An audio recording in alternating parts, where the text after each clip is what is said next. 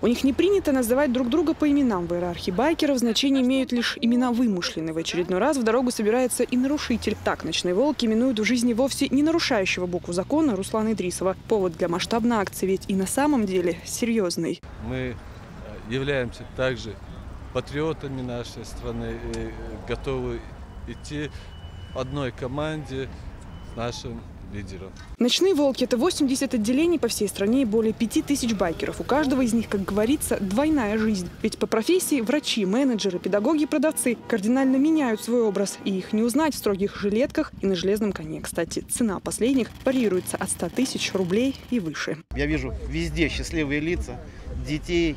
Вы знаете, просто вот хочется здесь жить.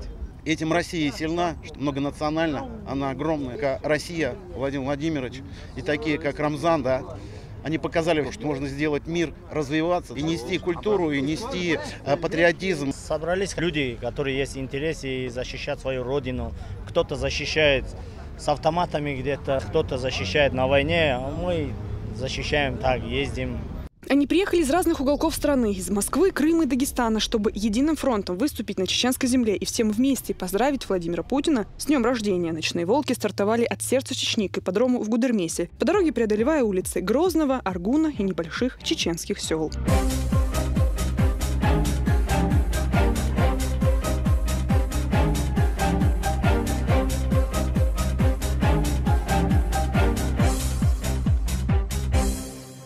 Чеченское отделение «Ночных волков» – это 23 байкера, которых сегодня и приехали поддержать их коллеги. Как выяснилось, даже на байке они могут показывать чудеса акробатики. И все это на высоких скоростях. Мотоциклисты – это самые обычные люди. Просто у каждого есть свои какие-то интересы. У нас свой жизненный стиль.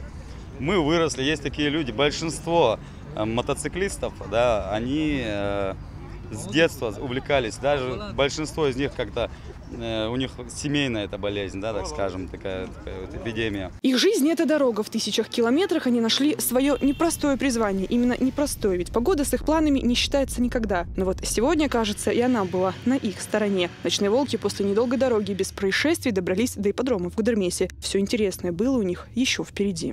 Алевтина Бонадыкова, Султан Умаров и Луиза Юнусова. Новости.